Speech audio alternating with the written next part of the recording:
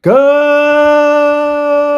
afternoon, everyone. 4 o'clock straight up. It is indeed Friday edition of Middays with Q. As always, I'm your host, Rich Quinones. We'll take you up to 6 o'clock straight up on a What the Frig Friday on this. What do we got here? The 15th of August, 2025. 2 hours to play with. Busy show. We are going NFL heavy today. We'll mix in a little baseball. John Bueller, fan sided in the 5 o'clock hour. I know he's going to want to talk some college football, which we're going to get into in a moment. Lloyd Vance as well, 525, preseason week 2 in the NFL is among us. And as we always like to say, we encourage you guys to get social with us as well. You can follow along. It's pretty simple to do. All you got to do is just follow me on all social media accounts. And that's at Rich Q on X, on Twitter, the YouTube channel rebranded to Rich Q on Q, as well as TikTok Rich Q on the mic. So we'll get you caught up to speed on a couple things regarding show going forward, and a couple of additions, a couple of subtractions, a couple of really exciting things we want to share with you guys as well. We'll do that on a What the Frig Friday, which basically, if you are new to the show, a What the Frig Friday is pretty simple. What made you say what the frig in the world of sports? Or you know what, maybe just in life in general, that's okay, because sometimes we have a free for all Friday as well. We kind of, simmer down on the Woosah Wednesday, no thought out Thursday, but we definitely have a what the frig Friday. So let us begin with the big news of the day, college football. To many, a drop in the hat that Michigan gets tagged with fines. I mean, the NCAA pretty much came out today and they told you they are scared, you know what, of Michigan. I mean, you're talking about fines that can eclipse what, 25, $30 million.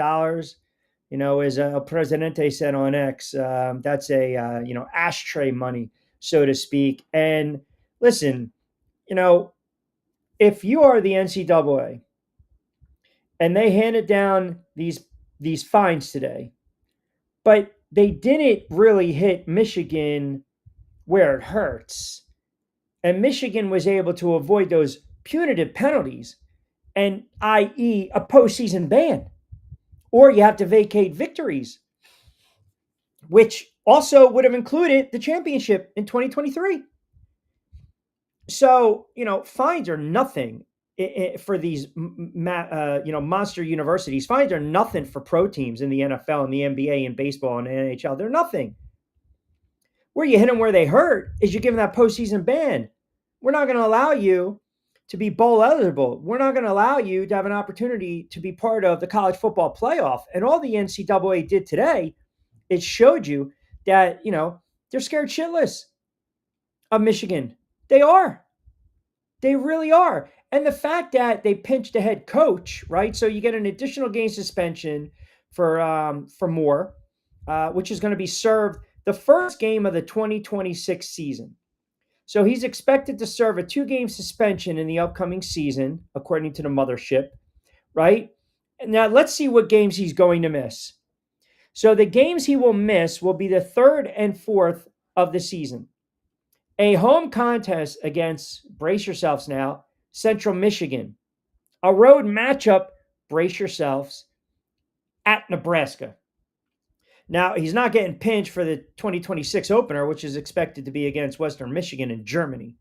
So, I don't care about this 8-year show cause penalty, to Connor Stallion. We knew what this kid was doing. The 10-year show cause to Harbaugh, who doesn't care. This is the norm right now. When these coaches know they're about to get pinched, when these coaches know the what is going to hit the fan, what do they typically do? They turn around and they do what? They get the hell out of there. They get out of Dodge.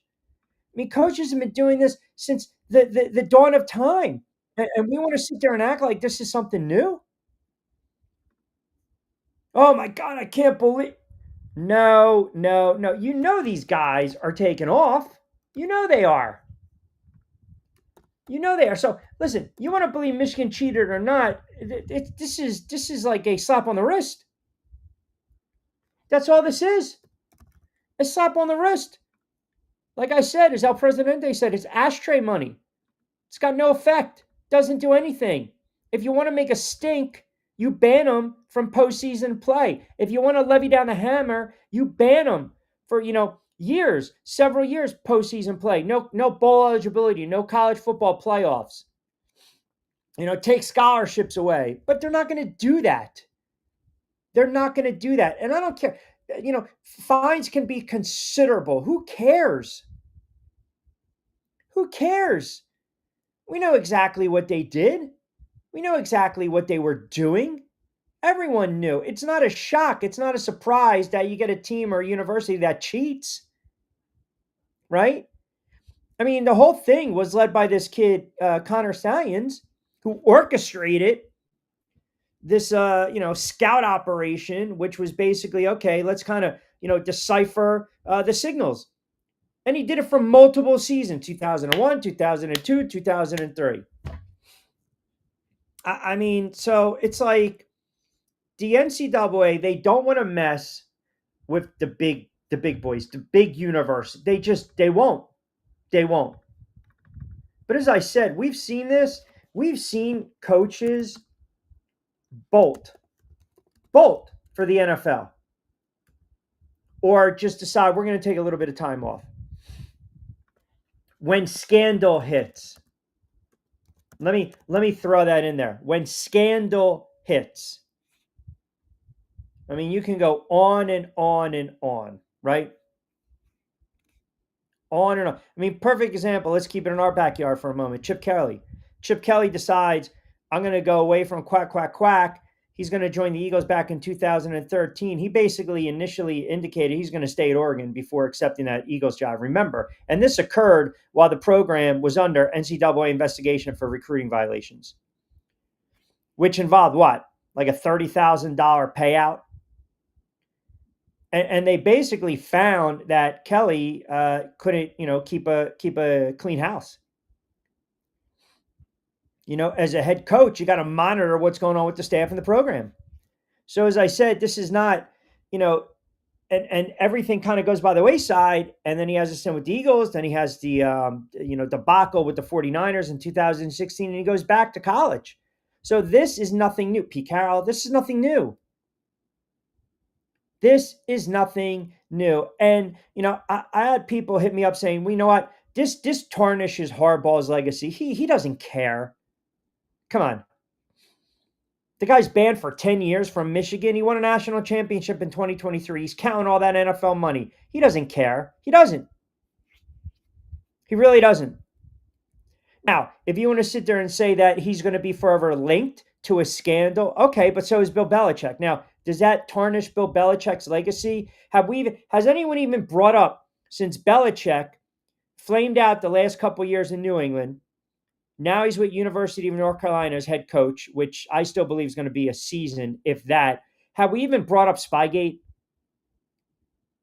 So you get all these penalties that are handed down against Harbaugh, right, in this investigation into a legal scouting scheme. And they found overwhelming evidence. Hence, here's the fine, 20-something million dollars. And again, there's sanctions not on the university or the football team, but there's sanctions on individuals, including Harbaugh, who coached them for what, 7 or 8 years. Listen, Bill Belichick won Super Bowls. Harbaugh's won championships. They don't care. They don't care. So you can't do anything for 10 years. You can't show up. I don't think he really cares. The NCAA, they had an opportunity to show some, to show some stones, right? To put some stones, and then boom. And listen, we've seen this before. Like I said, Madman fires off at 3:59 any day now. We got you covered on a What the Frig Friday. What do you think Pete Carroll did? What do you think that rat Pete Carroll did at USC? Oh, are you kidding? Yeah. It's exactly what he did. They got the hell out of there. They got the hell out of there because they knew the was going to hit the fan. They bolted. That's exactly what they did. They bolted. I mean, and you want to sit there and say, like Slick is the biggest you know what in the world. So is Pete Carroll. I mean, listen, you love him with the enthusiasm and the passion of a 72, 73 year old. The fact that he's still jumping up and down on the sidelines all those years with Seattle, then with the Raiders. But let's not forget, he was head coach of the Patriots for 2 seasons, went to USC for 8 seasons, then all of a sudden, you know what, hit the fan. And Carroll decided, here you go. Here you go. And that was kind of the criticism, right? Because 2001, he didn't coach particularly well. They were a bad team. And then all of a sudden, you started to win. You started to win some bowl games. Here you go, national championship, what have you. And everyone knew that, so Carroll signs a 5-year contract and he got a big time pay raise after 2002, earned right around 3 to 4 million in 2004. And then USC wins the BCS title game in 2025. So he got a contract extension. So he's making some good money. Now, fast forward to 2010, and there was this report, all right, he's getting ready to leave. Here we go. And that's when, again, we kind of knew prior to all the other stuff that was going on, all the controversy that was going on, all the controversy. So you can look at all his accomplishments, but you also have to go back and look at the NCAA sanctionings and rulings. Because it was him and it was 4 to 5 other USC officials that had all these infractions. And, again, the allegations pretty much center around who? Reggie Bush. Improper gifts. And we know the whole story. But the point is, to Madman's point, to some of your commenters already chiming in on X, we've seen this before. Coaches have bolted. Coaches decide, you know what? I'm getting the hell out of Dodge before it really starts to rain here. And that's exactly what Harbaugh did. And a $20 million fine to Michigan is nothing. It's nothing. It's laughable. You're basically saying to any university, if you go out and you do what Michigan did, you're going to get you're going to get a slap on the wrist. That's all the NCAA is saying right now. That's all they're saying. A touch, a love tap on the wrist. And that's a joke. That's a disgrace. That's an embarrassment. It's bad enough the NCAA is not looking at this kid from OU, the quarterback, with the alleged gambling. They're turning a blind eye to that. But are you so scared to go against the big boys here? The biggest contradiction, the biggest bunch of hypocrites in the world is the NCAA. Biggest. And now they're the biggest cowards because no one cares. Okay, no one cares. You want to hate Michigan, that's fine. Would I love to see this happen to Notre Dame because I can't stand Notre Dame? Sure. Banish them, stick them on an island, fit for themselves. But it's Michigan. It's Michigan, and they're not going to touch that. And I'm not going to sit here and say these other universities, a Miami, a Clemson, a Bama, a Notre Dame, I'm not going to sit here and say they're untouchable, but let's just call it for what it is. They're going to pick and choose here. I mean, you want to sit there and say they dropped the hammer. They didn't. They didn't. That's the problem. That's the problem. It's gutless. It's gutless. You had a player, okay? You had a staff member, I should say, pardon me, a staff member who was basically sitting on the sidelines of Central Michigan in 2023 in a game against Michigan State. Counterintelligence, little CIA action, little KGB, stealing signs. You got these text messages that are deleted from the coach. The NCAA had an opportunity to kick Michigan in the nuts. And all they did is basically, you broke the glass in the kitchen. Okay, little pat on the head, little smack on the fanny, run along. Don't worry, I'll clean it up. I won't tell mom. That's exactly what they did. It's exactly what they did. Are head coaches not responsible for the culture and conduct in a program? So I'm looking at this again, this whole ruling and everything. The phrase "failure to cooperate" 25 friggin' times in a 74-page summary at the end of a 2-year investigation, and we're going to slap you on the wrist $20-30 million. Ha! And don't give me because Harbaugh. Well, hold on a second, Q. Harbaugh served a 3-game suspension for a different NCAA violation. I don't care about that nonsense. We already know who Harbaugh is. He goes rogue. This is who he is. That's his personality, his trait. He'll have that blatant disregard for rules. We knew that. It's what the Harbaughs do. So you fail to be forthright and truthful and confront it. What we've not seen that in sports, politics, and life. Come on, man. Slap on the wrist, a love tap, a fanny tap when the kid breaks something in the kitchen. That's all this was. Zero guts by the NCAA. Zero stones, zero balls by the NCAA. Absolutely embarrassing. Embarrassing that they don't turn around and they don't levy, drop the hammer. Come on, man.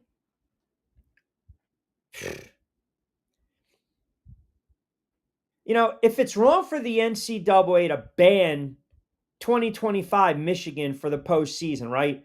For, the sins of their fathers in 2023, then every postseason ban the NCAA has ever awarded was wrong too. So if the NCAA was right in those instances, in those cases, then the NCAA has never been more wrong in a case like this. Gutless. Gutless. Afraid. That's all. Absolutely afraid. Embarrassing. Embarrassing. So afraid to go against the big boys. So afraid. So afraid, to kind of punch out of your weight class. Show some guts. Show some balls, will you? They won't do that because they know exactly where their bread is buttered. They do. They do. Beyond spineless. Not even worse than a crab. Worse than a mouse. Worse than a rat. I don't even know. It's like the plankton on the bottom of the ships, right? Spineless. Just that gook, that stuff that just sits there, and you gotta scrape it off like Shane Falco did in the replacements. That's the NCAA right now. Bunch of cowards. Bunch of absolutely, it's okay to take a swing and miss at the big boys. At least you're taking a swing. But to not even put your hands up, to not even throw a shot, to not even throw a punch, and they're sitting there, they're mocking you, they're spitting in your face, they're making fun of your sneakers on the playground, on the play top, on the blacktop, telling you to take your ball and go home, right? Come on. Gutless by the NCAA. Show some friggin' balls. You had an opportunity to make a statement that no university is bigger than us. And what did they do? Little love tap. What a friggin' joke. All right, 18 past 4 o'clock hour. Cranking it up on a Friday edition, Middays with Q. We'll take up to 6 o'clock. Straight up, a lot of comments coming in. See you guys as well. Hit me up on X, on Facebook as well, on the YouTube channel. Quick timeout. We will come back on the other side. We will crank things up. I mentioned, too, speaking of gutless, the NBA is starting to panic now, too. The NBA is panicking because of gambling. We'll get into that. A lot of NFL, some baseball news and notes to sprinkle in as well. Quick timeout. We'll come back on the other side.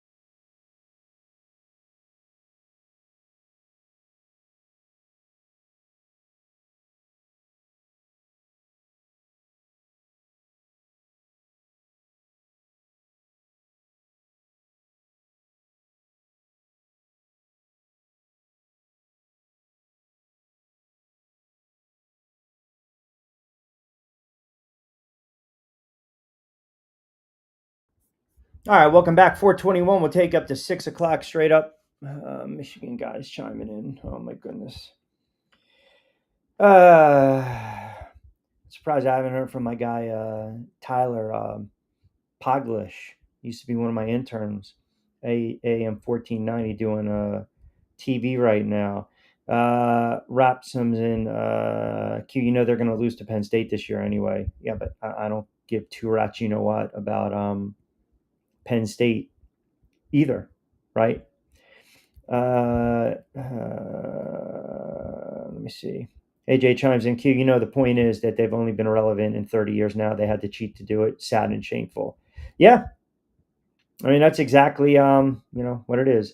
Value Man chimes in. Q, excellent monologue. I mean, think about this. They got caught cheating, and now all the boosters are going to come out and all these ass clowns and say they're going to defend it. Yeah, I mean, Boston fans who like Michigan. You know, El Presidente Portnoy, he's going to defend him till the cows come home. He's a Michigan guy, man. I mean, it's comical, right? It's funny when he goes on his little tangents and rants. But he's right. It's a drop in a hat. It's not even about defending. It is a drop in the hat. Again, is it a fraudulent championship? Yeah, yeah. You know, would they beat an SEC team without cheating? I don't think so. But that's not where we're at. The reality is they got their championship. NCAA is not going to do anything to take it away. They're not. They're not.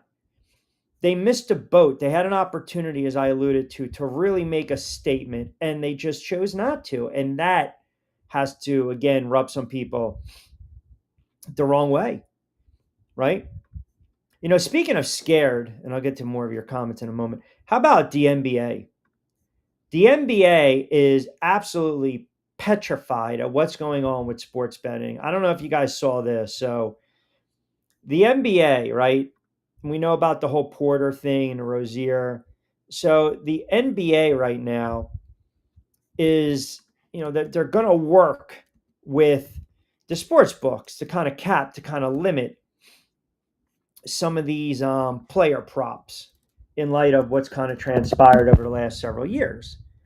So the NBA and the Players Association are supporting limiting prop bets. so, so what's what's interesting about this is that I know a lot of guys that do prop bets in the NBA. A lot. Jovan Alford, he's one of them. Jovan Alford loves player props in the NBA. Loves them. Does pretty well with them too. So you think about all these players. The Beasleys, the Porter Juniors, the Roziers, and what have you. The other kid, right? Deontay Porter as well. Oh, that's who I meant, the Porter kid, not his brother Michael Porter. And it doesn't matter if you curtail it. It doesn't matter if you limit. It does not matter. You can have somebody's over and under and rebounds from 12, drop it to 8. We already saw the cracks in the armor here. I mean, we already saw this. So the NBA can try to take all the steps they want and try to curb gambling, or try to curb gambling influencing players on the court, right? So what they're going to do now is they're going to turn around and ask some of these sports books, hold on a second, we don't really want you to allow prop bets. Well, guess what? They make their money, a lot of money, on parlays because it's a sucker's bet, it's a poor man's bet. They're harder to hit, and prop bets. So now we're asking the hand that feeds us to kind of lower it, scale back a little bit. That's not going to happen. It's not. And, the NBA can come out and they can believe that the Porter situation was an outlier, an isolated incident. I don't believe that. There's widespread gambling going on, or widespread gambling manipulation.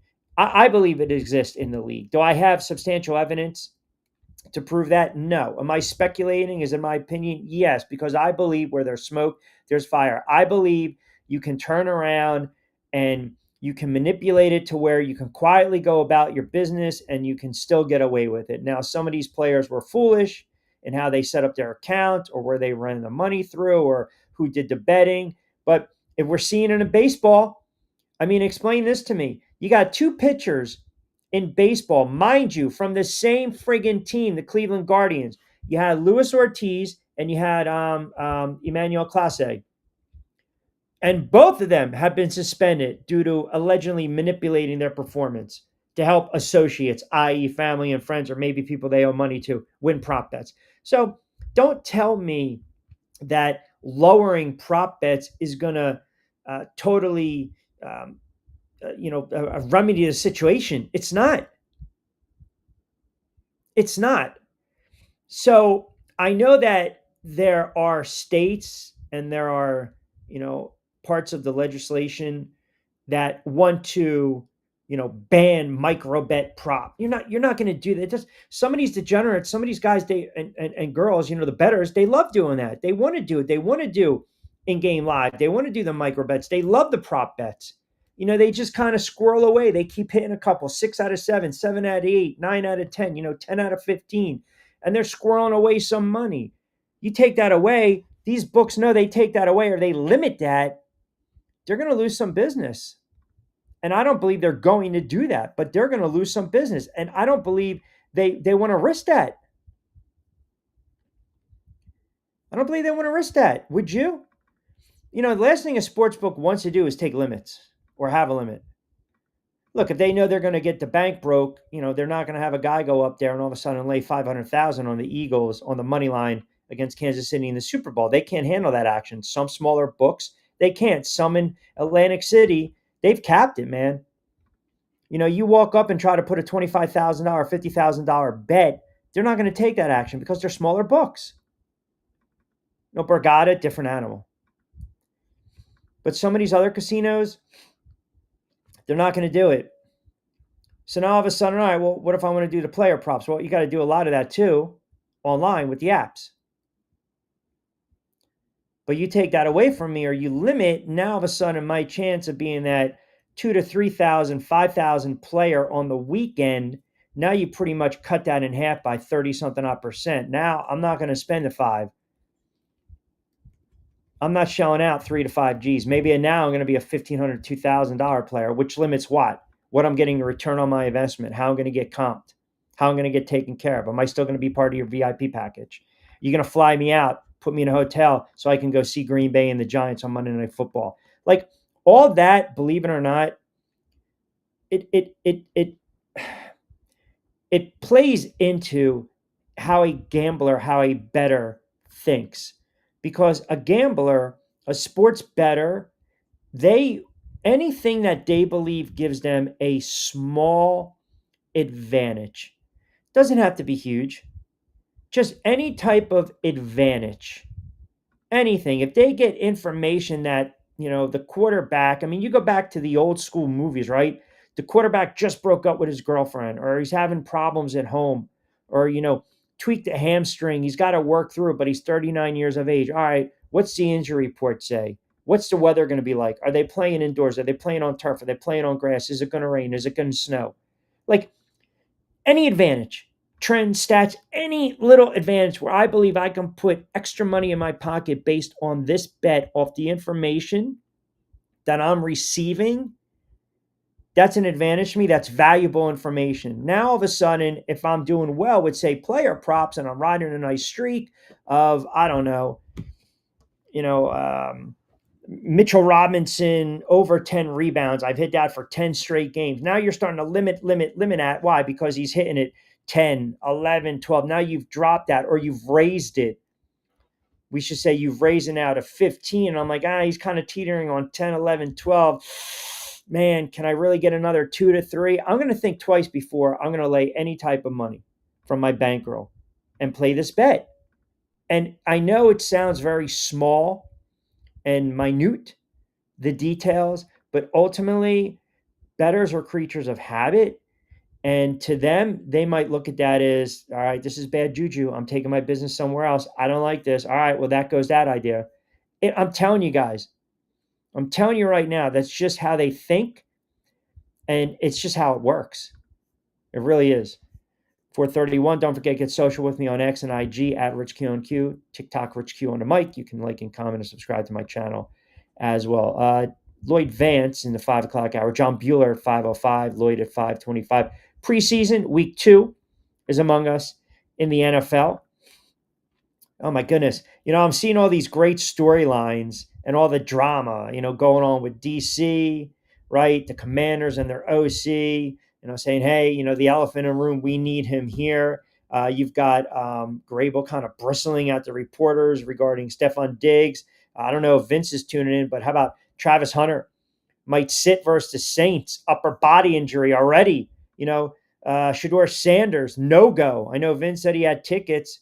Cleveland and the Eagles preseason, 1 o'clock. What's that, Saturday in the afternoon? No go for Sanders. So he might be out a couple weeks. How's that going to affect the decision making when we start to talk about the quarterbacking play? There's some thoughts already that the Giants should start Dart over Russell Wilson. So you got a lot of stuff going on. You got the Snoopy Bowl tomorrow, Saturday night, Jets and the Giants, preseason Giants laying 3.5. But you've got a ton of NFL going on. And it's a perfect time right now. It's the postseason push, pennant races in baseball, NL MVP, AL MVP race is starting to heat up. You got some really good pitching matchups coming down the stretch. You blink and all of a sudden the Philadelphia Phillies got a nice little cushion over the Mets in the NL East. If you're a Yankees fan like me, the Yankees are in trouble. I told you before the season started, and I got hammered again. Once in a while, I'm right. I said the Yankees will miss the playoffs, and you guys crushed me. You guys crushed me. I said they will miss the playoffs. And right now, 6.5 back. They got their heads up there, you know what. Phillies 5 up over the Mets. Milwaukee, I think 8 up over the Cubs. And if Milwaukee plays the Phillies, even though Milwaukee has a really good regular season record overall, as far as them against the Phillies, they're probably going to be dogs in that series. You got the Padres now jumping the Dodgers. Has anyone even looked? Padres, one of the hottest teams in baseball. 5 straight, 8 out of 10. Don't look now. Here come the Padres finally starting to put it together. Quietly, Machado, Tatis, Sheets, Merrill having good seasons. So you got that going on with baseball. And then, as I mentioned, college football, and then the NFL season starts. I don't know. Is it me, or do the days, in the fall, we can't stand when we look outside 4 or 5 o'clock and it's dark out. It's friggin' depressing. We can all agree to that. Then you get, through the winter, depending upon where you're at, East Coast, up and down to DMV, Jersey, Philly, New York. It's cold. It's friggin' cold. It's crappy weather. You just got to figure out a way to get to February, March and see a little squirrel. And you see, the groundhogs, you're going to see a shadow or not. And then the days become longer. And we've got a couple more weeks of that. We got a couple more weeks of that. And then we get into football. JD chimes in. Q, as a what the frig, did you hear that story about the guy that shared the lottery he won with his best friend? Is that how much did they win, JD? Let me see. I thought I saw something like that on IG. Would they split 22 million? I think it was. Let me see. 22. Was it 22? I know the guys that always keep it a secret.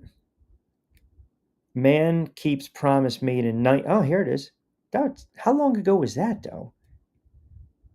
Now here's one from 2025. Oh, this one. How about this? Guy kept 22 million secret, huh? Wow. Lottery winner keeps 22 million secret from kids. What a rat. Oh my goodness. Wow. So this was in February. A recent call to the Dave Ramsey show featured a lottery winner who chose to keep his 22 million windfall a secret from nearly everyone, including his teenage children. Financial expert Dave Ramsey agreed with the decision, reinforcing the idea that managing wealth responsibly sometimes means keeping financial matters private. Oh, him and his wife decided to just keep it a secret. Is that a rat move? Is that a rat move? You win $22 million and you're going to keep it secret? Oh, JD, I don't know if this story you're talking about. I pulled up the 22 million that the two friends won and they're going to split, but I think that was a couple of years ago. I wouldn't call that a what the frig. That's a nice, that's a nice thing to do. You're playing with your buddies and you guys are getting your tickets every week and you decide we're going to split it. That's fair. Not like, how about the other guy? Now, you want to speak of being a you know what? The one guy wins the lottery, and it's because he borrowed money from his girlfriend. And his girlfriend, the money that he used went to the tickets, but he's not going to give her anything. Anything. I mean, where do we go? How do we, what side of the fence are we leaning on here?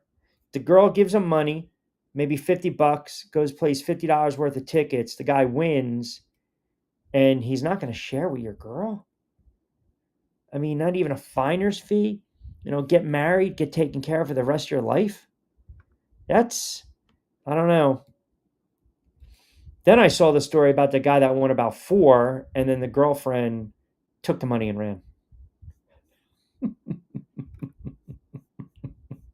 Women, they are the rake. All right, 4:37 on a Friday. Quick timeout. We'll come back on the other side. We'll take you up to 6 o'clock. Got some show news and notes to get into as well. Keep it locked in. Friday edition, Middays with Q, right here on my YouTube channel. Also, SR1029 FM The Game, and my X account as well, at Rich Q on Q.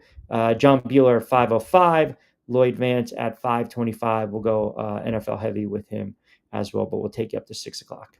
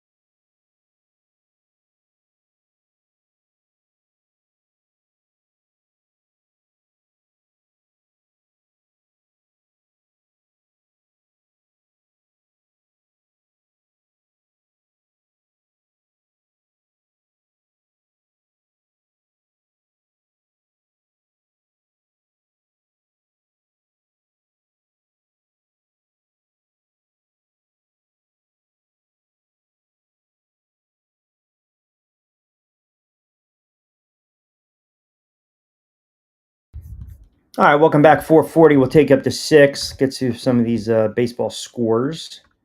A couple updates for you guys right now. Pirates and the Cubs, they are knotted up at 2-2. Brewers and the Reds later tonight. Wheeler's on the hill for the Phillies. You saw him and Sanchez with the odds in the NL. Wheeler's 10-5. Rangers and the Blue Jays. Braves and the Guardians. Marlins and the Sox. Got to give it to Boston, man. Even though they've struggled of late 4 of 5, I did not expect them to be 10, 11, 12 games over 500. Now they're 5 back of Toronto. And my Yankees are absolutely cooked. I'm going to say the Yankees are pretty much, they're in trouble right now. But I didn't think they were going to make the playoffs. I really didn't. Now, I also believe that Aaron Judge was going to have another monster season and win the AL MVP. So you got that going for you, right? Do you not? All right. At Rich Q on Q, that's the way to get involved. Kevin C. chimes in. Q, I know that you mentioned Jackson Dart possibly starting over Russell Wilson. What changed your mind? I didn't say that, Kevin. I actually said there's a sentiment out there that believes Jackson Dart should get the week 1 start over Russell Wilson. I am not of that belief, and I pretty much explained it to you guys I think you go with the veteran to start things off, and then you roll the dice and see where you're at.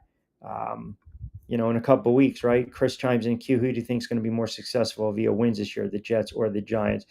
I'm hearing a lot of buzz right now, and obviously I followed, the Giants extremely closely, and I think their defense is going to be much better. This kid Carter looks like an absolute beast. I mean, they're raving about this kid, saying he's going to wreck games. Again, I always kind of caution when we say pump the brakes a little bit, because doing it in training camp and preseason is one thing, but doing it in the regular season, when you're double and triple team and you're going against all world linemen and guards and bookends, that's a totally different animal. Now, is their defense better? Yes. Yes, they are. They are better. They're good, but as I said, they're not great, and I think there's going to be some growing pains with their secondary. I do. I think there's going to be some growing pains with their secondary. And the offense, you have a veteran guy, and he's probably going to check it down here and there, and that's going to be it. And you see if they move the football a little bit. It's it's so interesting because every time we talk about the quarterback, whether it's in college or the pros, college you're dealing with kids, so there's going to be that wiggle room. Kids get benched left and right. In the pros, man, you know, I think you sit down with these veterans like the Flaccos, the Winstons, the Russell Wilsons, the Aaron Rodgers. I have to lump them in that equation. And I also believe at some point, now, mind you, the caveat is you got a young backup waiting, right? Or I should say, a young quarterback in the wings waiting. Don't you guys believe for one moment a head coach has to sit these cats down and say, look, we think you got a little more left in the tank. Um, but here's our situation. Boom, boom, boom. Or we believe you got a little bit left in the tank, but we also believe in the kid that we drafted. Like, I don't believe Russell Wilson or the Aaron Rodgers or the Joe Flacco's go into the world and go into the season thinking, hey, man, I'm going to be in it for 16, 17 weeks. That doesn't happen. It just doesn't. I think there's margin of error. I think there's not as much wiggle room. And I think ultimately the head coach knows if I'm feeling the pressure and it's not working out, I got to bench these guys. Vince chimes in, sup, people, anyone looking forward to NCAA football 2 weeks away and big games can't wait. Yeah, we were just talking about the whole Harbaugh mess and the whole Michigan mess. Yeah, football is right around the corner. By the way, all the big conferences that we broke down, they're up right now on Amazon, Spotify, and also Apple Podcasts for Back Your Play. So we broke down all the big conferences in college football, which, as Vince alluded to, is right around the corner, along with the NFL. Mike in Ohio chimes in, Q, if Sanders doesn't get any reps, how do you think that affects his standing? I mean, you want to be out there, right? But you also you don't want anyone to get more hurt, or if you're dealing with a back injury, if you're dealing with an oblique strain, if you're dealing with a shoulder injury, you have to be smart about it, do you not? And the problem is that, it's unfortunate he's dealing with it right now, coming off a pretty decent debut. A lot of eyeballs watching that game. I saw someone was sending me videos. See, this guy's he's a punk. He's a jerk. He didn't want to sign an autograph. I don't care about that. I don't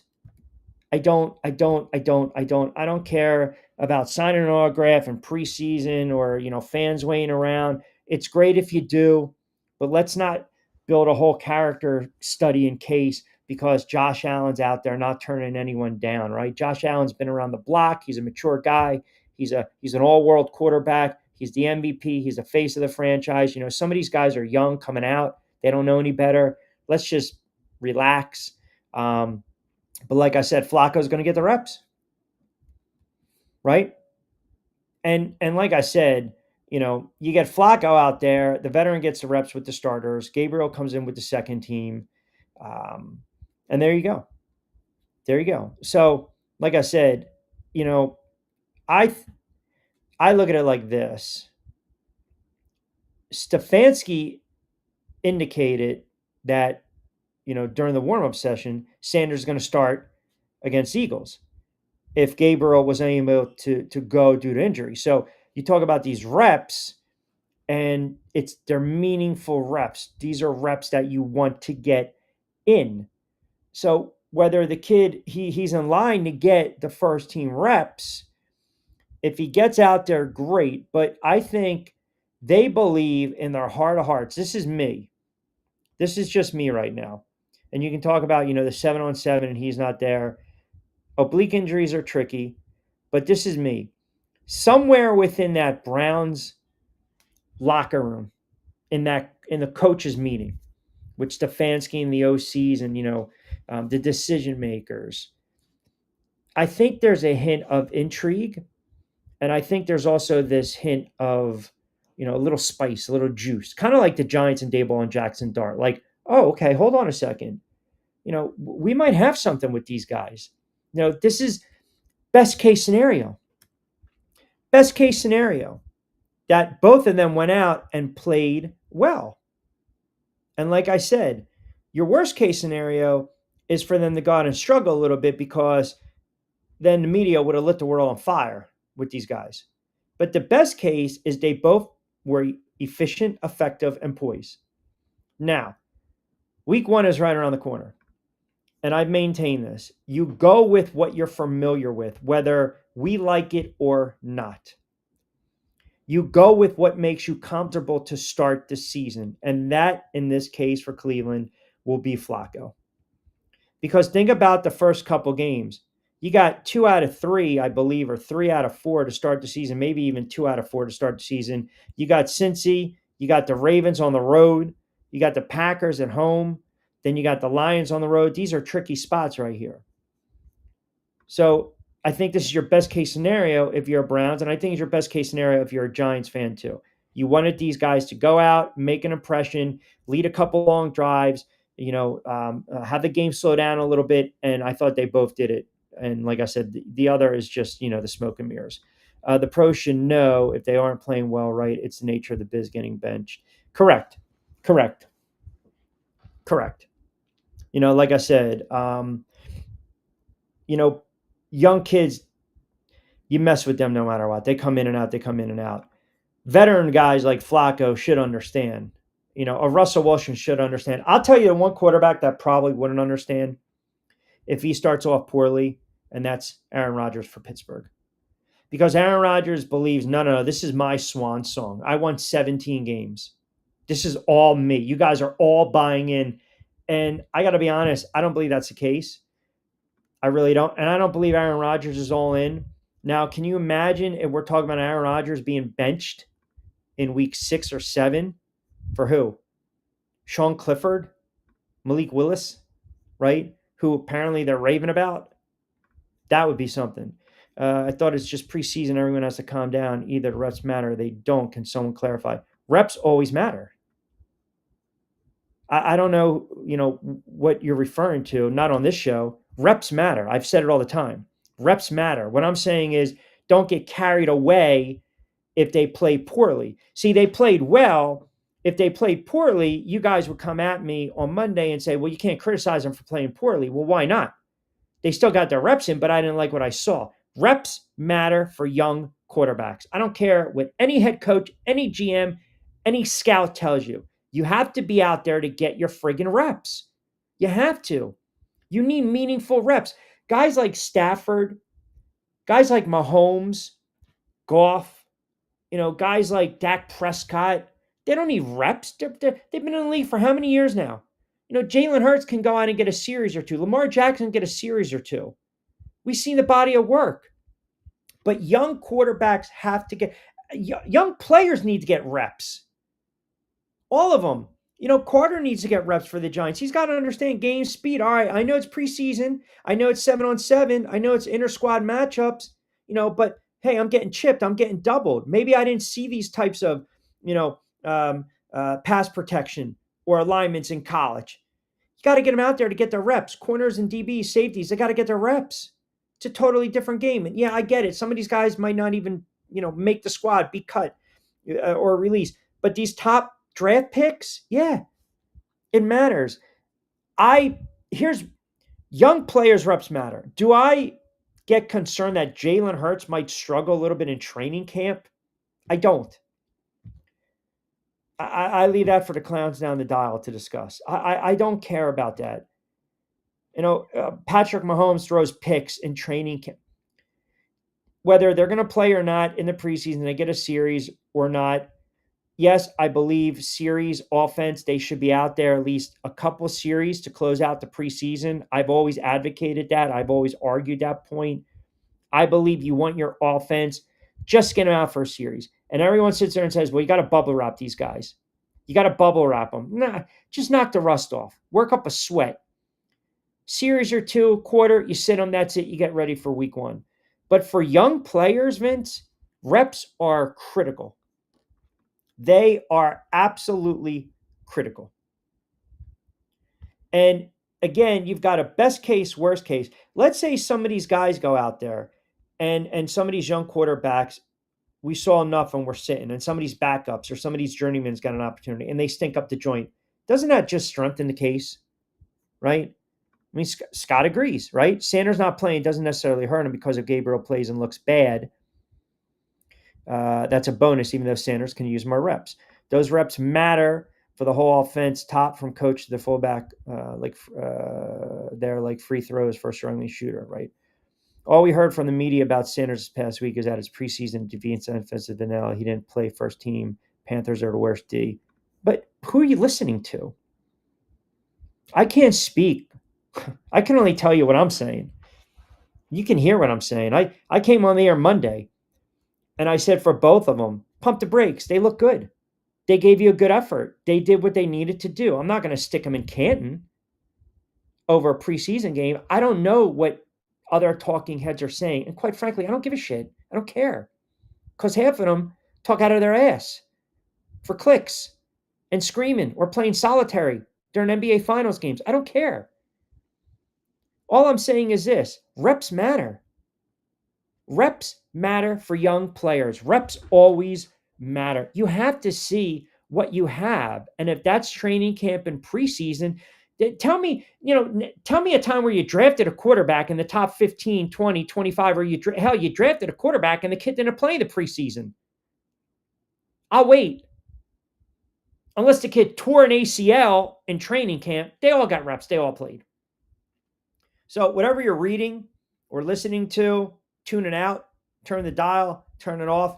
Reps matter. The national media was waiting for Sanders to play. The national media saw two storylines. The kid looked sharp or the kid sucked up the joint. There was no in between. The kid looked sharp. So now you got some people that were Sanders detractors who are coming out saying, well, wait a second, it's only preseason. Look who he's throwing against. I said that prior to the game.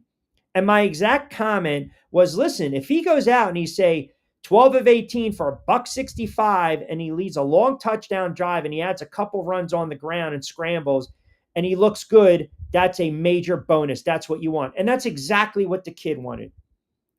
That's exactly what the kid did. That's exactly what the Browns wanted and the fans wanted.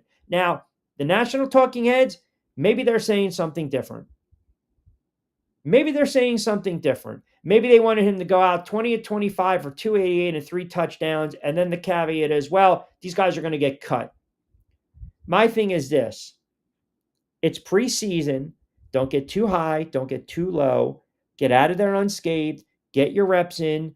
Lead a long touchdown drive. Make smart plays. Throw it away. Don't take sacks. And show the coaching staff you can play. Make it difficult on them to come up with the right decision for the franchise, i.e., are you the starter or not? And Jackson Dart and Shedeur Sanders, that's a good start.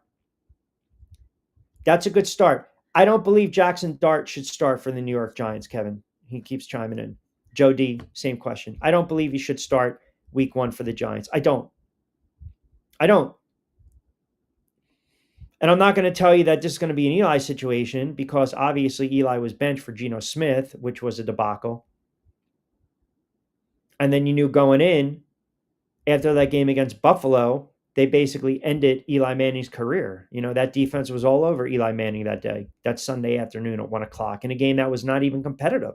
And you knew that they were going to turn around and bench him for good and then give the keys to the castle to Daniel Jones. And what did Daniel Jones do? He goes out early on, little shaky against Tampa. They're down 17. They come roaring back in the fourth quarter, and he put together a phenomenal. Everyone's talking about Shedeur Sanders' preseason debut. Go look at Daniel Jones, his first start in the NFL, and the numbers: 365 total yards, I think 4 touchdowns. And then he took one in on fourth down with his legs, and they won the game because finally a field goal was shanked by Tampa late after the defense gave up a big play down the right sideline. But they knew it's Daniel Jones's team right now. Eli is a Hall of Fame quarterback. Flacco, you might argue, But Flacco's also been around the block. He's been well-traveled. So Flacco knows I probably have a handful of games to figure this out. Or I have a handful of games to keep these young kids off my back. And Joe is very laissez-faire with it, right? He is. He's going to go out and he's going to have a little fun. There's no pressure on Joe Flacco because the expectation is he's not the long-term answer for the Cleveland Browns. I don't care what he did a couple years ago for them. He's not the long-term answer. Russell Wilson should think the exact same way. Russell Wilson, I can't even say these guys are fighting for their careers because they're in the back nine, the twilight of their careers. Russell Wilson is like, I'm going to go out, I'm going to sling it or check it down. I'm going to have a little fun. I'm going to be a leader, and I get it. I'm a stopgap. But rest assured, those guys have pride.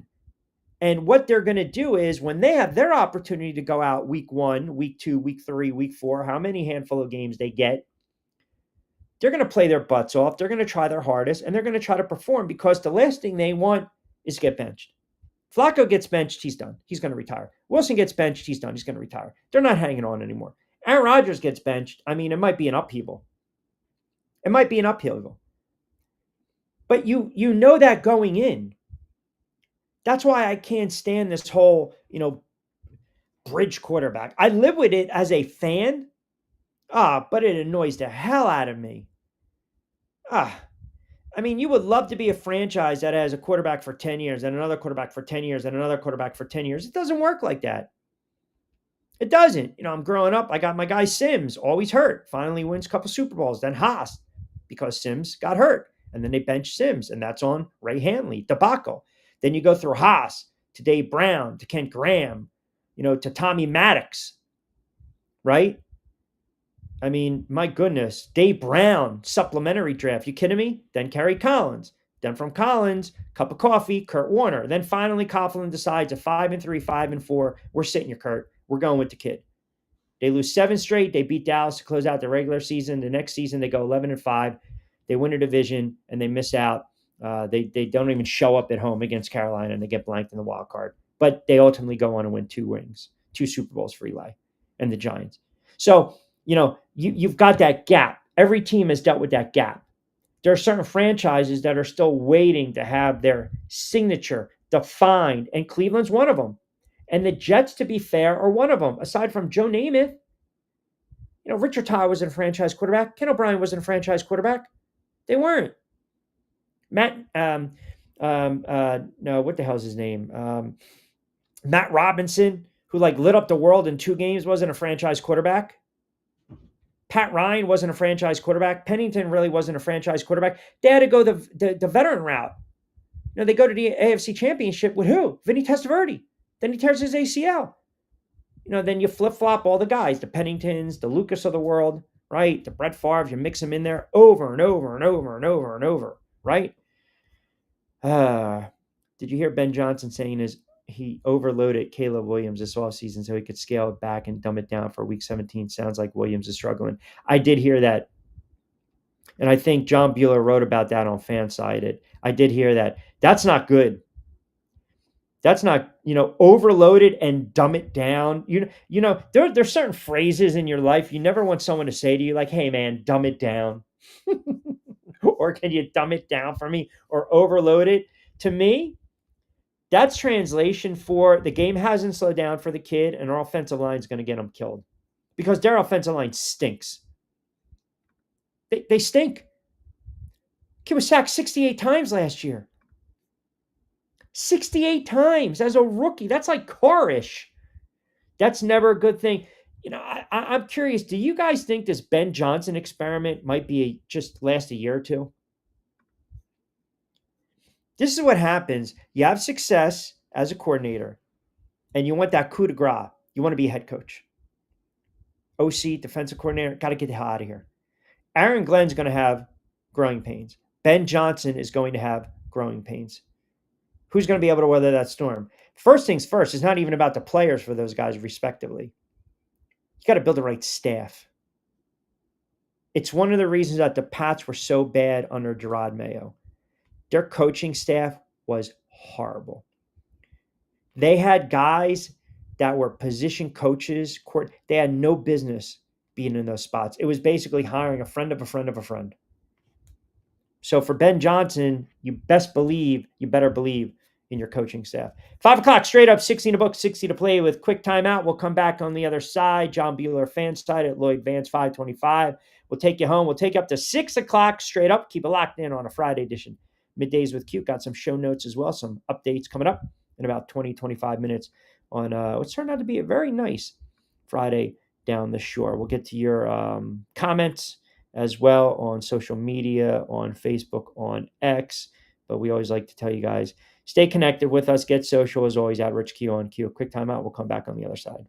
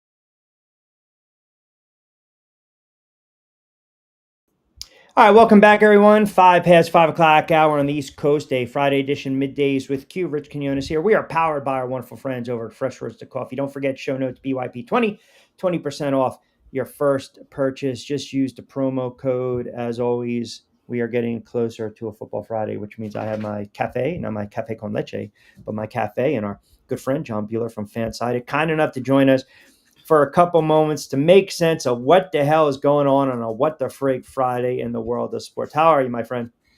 Pretty good, Rich. Yeah, it's been a day for sure.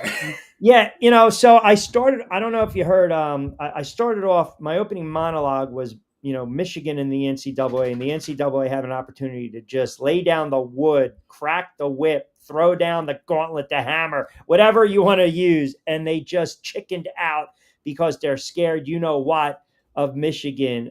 Fines be damned. I mean, if they wanted to make a statement, then they would have turned around and they would have banned this university, bowl eligibility, college football playoff, just, give them that SMU death penalty, and they didn't do it. It's a very tough subject here because, like, first off, I think the amount of show causes that they put out there are ridiculous. Like, Jim Harbaugh gets another 10 years onto 4, so like he'll be what 75 when this is all done. Like, he's never coaching at college again. Connor Stalions is never coming back. And then the whole part with Sherrod Moore, it's like, oh, we self-imposed a sanction of 2 games that they picked, which is what Central Michigan and Nebraska this year. The NCAA is like, Well, that's not good enough. So you're gonna have to miss week 1 of 26. It's dumb, but you and I and everybody knew this is what was going to happen. The NCAA is a complete joke. It's so toothless. And then, like, I'm not in favor of like vacating wins or whatever. Like, we saw the season that happened, but you look back at some other teams who did far less, like USC. You look at like Ohio State. Notre Dame had to vacate a bunch. Like, SMU back in the day, the yeah, death penalty. yeah, I mean, they timed it just perfectly so that like none of this is going to really stick. We may not live in a world with bowl bans or anything of that nature anymore, but I'll tell you what, I don't think there's anybody outside of Ann Arbor who's rooting for this team, and we always knew that playoff national championship was going to be a one-off for them because of Yeah, crap like yeah, this. we did. And I equated it to this. It's the little kid in the kitchen that breaks the vase. And the father basically kind of messes his hair, pats him on the fan. And he says, "Don't worry, go run along and play. We won't let mom know." That's all this was. That's all this was, and it shows the hypocrisy of the NCAA because they're so afraid to go against the big boys. They don't want to, what where they eat. But when you read through this, I mean, pages and pages. I mean, it's like, yeah, you cheated. Yeah. Like, in the worst possible way. Like, how can you not levy down a harsher punishment? That's the problem I have. That's why I think, what am I missing here? Look, I'm not going to be preaching from like any high horse here, but like I did study management in school. I know ethics pretty well, but like as I'm sitting here watching what happened here, I'm like, they not only towed the lines of ethicality, they crossed it multiple times over just for the sake of winning like their second championship since World War II. But anyway, it's just like I come out of this just feeling so empty, just so completely jaded by the whole thing. But at least we have some closure. We can all move on with this. And what a just what a load of crap this is, It man. is. Now, speaking of hypocrisy of the NCAA, I also find it embarrassing that they're not even going to put together any type of investigation into John Mateer and his, the gambling jokes, if you will, right, for the Oklahoma quarterback.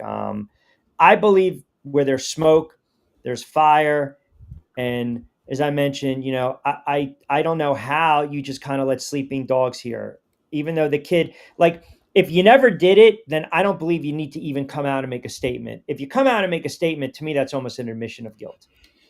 Yeah, I know this is a guy that's going to be on a much bigger platform and profile than last year at Washington State. He's playing for an Oklahoma team that kind of has to win now because Brent Venables is on the hot seat. This is Joe Castiglione's last year as the AD. He's stepping aside, and you don't want to have Venables or anybody else like be the reason you can't get No, somebody good to be your AD.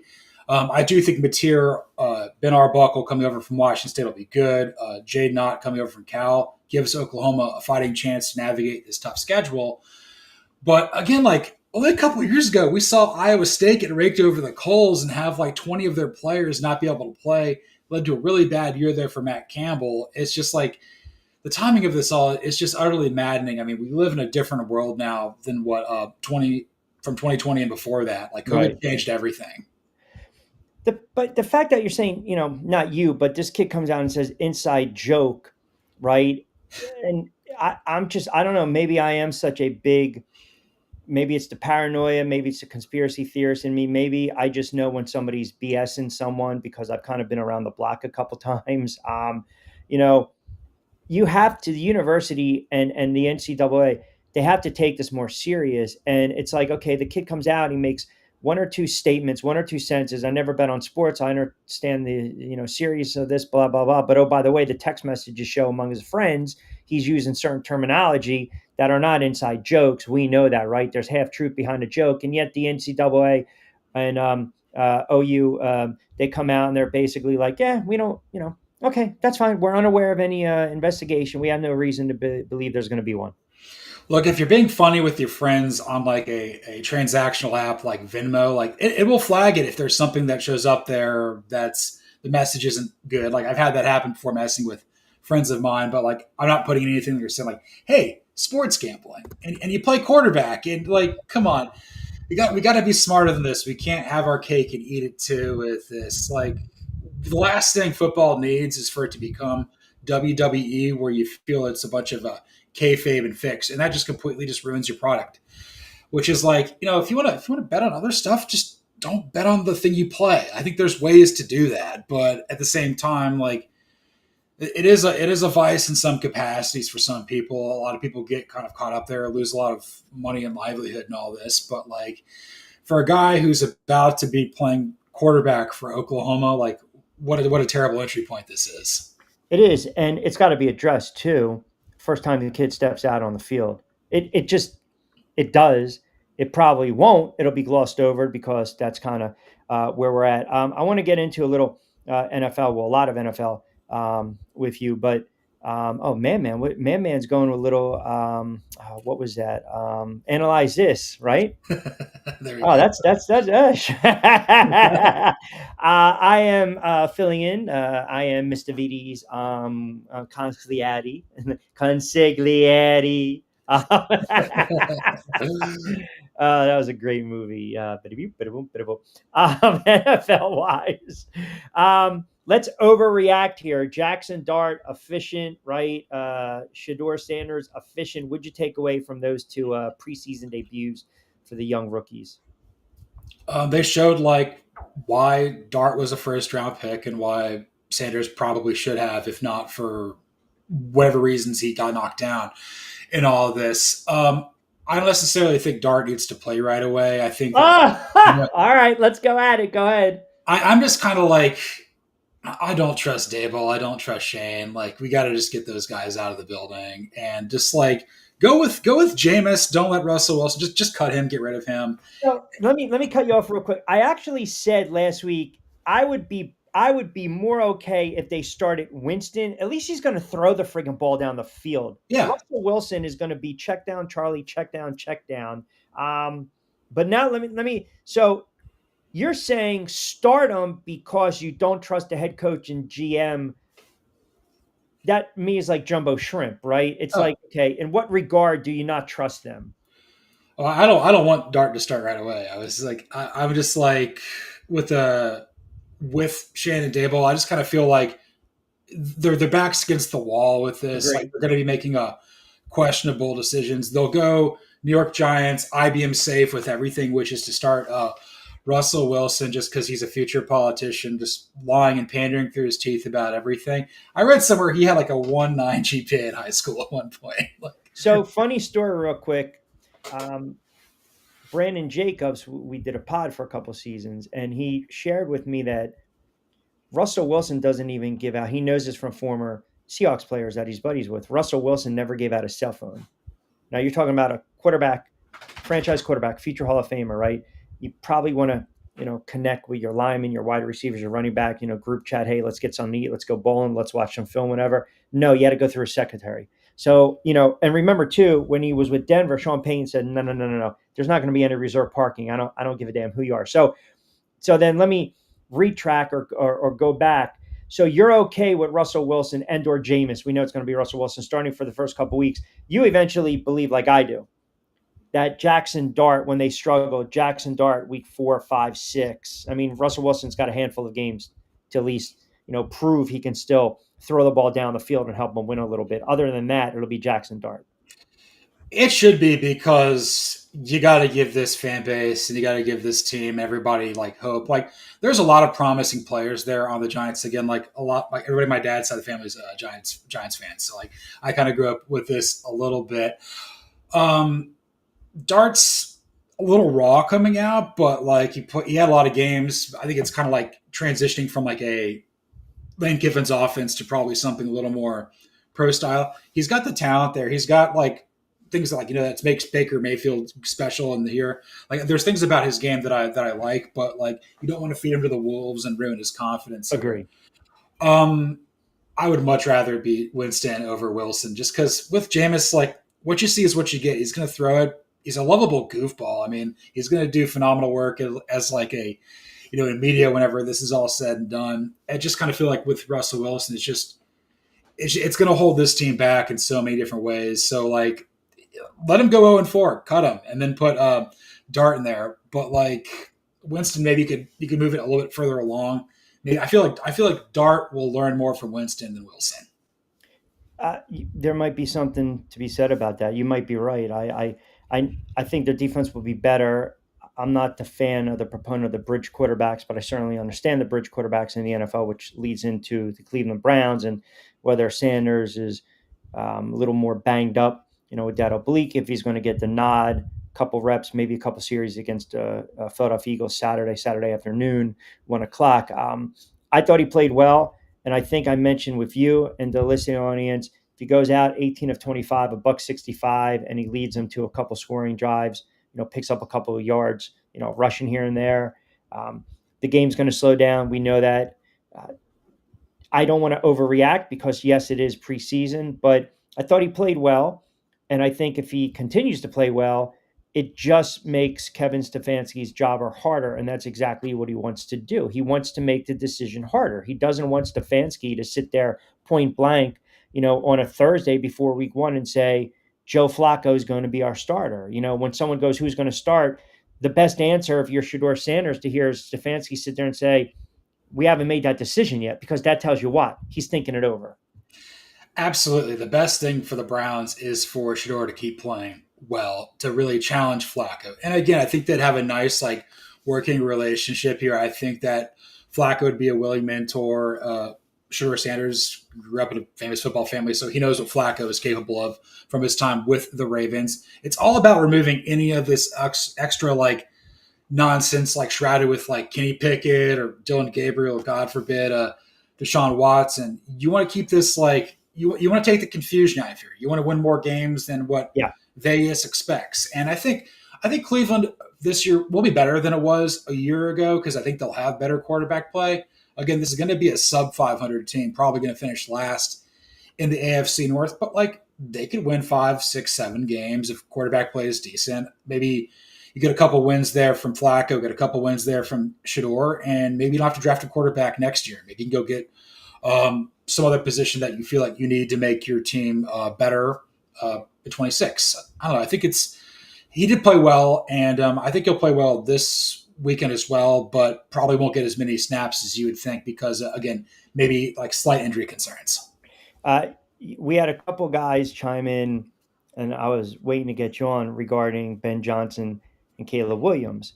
And I saw that you got a piece out right now on Fansided. Ben Johnson finally learning Caleb Williams' lesson. Bears fans know all too well. Once again, it seems as though Ben Johnson bit off more than he can chew with Caleb Williams. Now, I made a point to say, anytime a coach comes out and they want to simplify or dumb it down, that's translation. You know, um, he's not seeing the field. He's not going through his progressions. And oh, by the way, our line stinks. Hence, the kid was sacked 68 times. I think it starts with the coaching staff. When you are a guy like an Aaron Glenn or Ben Johnson, had a lot of success in one sustained area for a long time. When you go somewhere else and you want to be the man and a head coach, you need to build around the coaching staff. Gerard Mayo was unable to do that in New England. I think that was one of the many downfalls with the Patriots in that regard. But you see something a little deeper here. So is this a scenario was if this is this a scenario where it doesn't matter if Belichick was head coach of the Bears? Do you see Caleb Williams taking a step back, and do you see some of his offensive limitations making the job for Ben Johnson that much more harder? Okay, the best way I'll probably say this is everybody just assumed like, oh my gosh, the Bears, we got Caleb Williams, Ben Johnson, it's going to work. I've kind of just been dubious, like this is going to be as seamless of like a marriage or like a partnership as we think. I think they're not as congruent as you would think. Ben Johnson's like timing, rhythm, be a pro, be a man, be everything you need to. Jared Goff could do all that. He could take instructions. Caleb Williams is like, I'm just going to ad lib and do whatever I want playing in Lincoln Riley's system because he's not going to like tell me what to do. Didn't respect Shane Waldron. Didn't really respect Oklahoma or anything else like that. They're kind of going to be at cahoots. Basically, like Williams is groomed by his dad to be the next Mahomes or whatever it is. But like Mahomes is coachable. He wouldn't be this. I mean, he wasn't this playing for Cliff Kingsbury at Texas Tech. He's become this under Andy Reid. You got to be more coachable. And like again, my biggest concerns with Caleb Williams has always been above the shoulders if he's going to get it. But Ben Johnson's like, yeah, his footwork is sloppy, and everyone's like, yeah, it's been sloppy since his days at Gonzaga Prep there in DC. It's interesting because, um, I it this is from your article. Check it out, everyone on Fanside. I'm just gonna rip and read right here. In the lead up to their second preseason game of the summer versus the Buffalo Bills, Johnson answered a great question at the podium about Williams' growing accuracy issues. It has nothing to do with his arm, as his delivery of the football is structurally sound and easy to replicate. His biggest issue from a playing standpoint has everything to do with his laissez-faire approach towards footwork, which you just kind of mentioned it. Now, laissez-faire between the ears, that tells me that's a lazy friggin' player. And the Bears, like the Browns, like the Giants, like the Bucks years ago, like the Jets, like some of these teams, they've been in search of what? The next franchise quarterback. Some teams have had it. Cleveland and the Bears, let's be honest, they really haven't. Um, can this be a one and done for Ben Johnson? That would be the NFL would just like cease to exist if that happened. But like, I mean, everybody's thought Matt Nagy was going to be the end all be all when he came over, and he got run out of town. The Bears are just inherently screwy. It's never going to change as long as McCaskey's on the team, as long as Ryan Poles is the GM, and as long as Kevin Warren's in the building. It's going to always kind of have some sort of cloud over this. And again, I'm rooting for Ben Johnson and Caleb Williams to make it work for the great people of Chicago. They deserve to see a 4,000-yard passer before the world ends. It would be, but like Ben Johnson needs a guy like a Jared Goff, like Matt Ryan in his prime, a guy who's like, I'm going to do everything that I can to, basically drop back and throw it to a spot and be timing, rhythm, based, and everything like that. I think ad libbers of the world, like Aaron Rodgers, Patrick Mahomes, and Caleb Williams, will inevitably drive him crazy. But he ran to this job. He wanted this job 2 years ago. I'm like, this is what you signed up for, man. So, like, if you want this and you want to have a Super Bowl, you want to become like the greatest head coach of your generation, like you think you are, you have to make this guy special. And I think you can, but they both have to put in the work, and they both have to make sure that every detail matters, because if you cut corners here, you're going to get burned, because I don't see anybody else in the division or all that many teams in the NFC doing that. Is it also possible, to be fair, to when you're a coordinator and you have great success, and remember too, this guy was a tight ends coach, then he was passing game coordinator, whatever the hell that means, and then he was DOC with the Lions. I mean, obviously he's had track record going back to his days with Boston College, and then Miami Dolphins and everything. But we know there's only 32 of these jobs, Right. so sometimes if the opportunity's there, you got to take it. And I would be shocked if it was a one and done. I, I mean, it's almost like saying, okay, if Justin Fields falls on his ass in New York, then that's all on Aaron Glenn. That's a tough. I feel bad for Aaron Glenn. I mean, like, it's Justin Fields. I mean, I don't know what him and Darren Bougie were thinking to bring him in. This is kind of what he is. He's only as good as the talent is around him. But I mean, I think it was by default, to be honest, because they didn't want Aaron Rodgers and they needed a quarterback. And think about it, when Fields was out there, they still didn't know what they were going to do with Russell Wilson, because there was, the flirtation. Pittsburgh wanted to bring Fields back, but Fields tested the free agent market, and the Jets are like, we need a quarterback, we need a bridge, low risk, high reward. I mean, they could have drafted a guy at 7 over No, Armand you're Mendez. right, but I didn't think they were. But you're 100% correct. You're right. You're right in that regard. Yes. Yeah, I mean, you could have traded for Kirk Cousins. That could have been better than this, potentially. But Captain Kirk, my guy. I don't think it's going to be a one and done for Ben Johnson in Chicago. I just couldn't believe like this is the job he would leave for. I would have waited one more year for it to hit the fan at Cincinnati and go coach Joe Burrow. Yeah.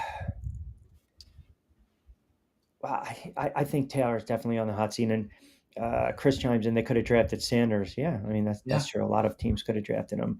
Yeah, that's going to be. Speaking of these teams that I think we talk about these coaches on the hot seat, I feel as though we haven't really mentioned Zach Taylor, right? I mean, you got 2 Super Bowl a couple years ago. You had arguably the best quarterback in the NFL, great offense. Hopefully, you fix the defense, but aside from that run, he's got a losing record as a head coach. Yeah, the Bengals are probably like the highest variance team I think in the NFL. Like they can get to a Super Bowl or they can finish in last place in the Boomer AFC North. bust. Yeah, it's all contingent on Joe Burrow's health and if Al Golden can come in and make the defense like it was when he was last time there. Lou Anarumo, I think, kind of got a raw deal there. It's like, well, you let Jesse Bates walk. Yeah, that's not going to help you out very Right. much. But the offensive line still scares me. I don't necessarily know if the Bengals have the pieces in the offensive interior to keep Burrow upright.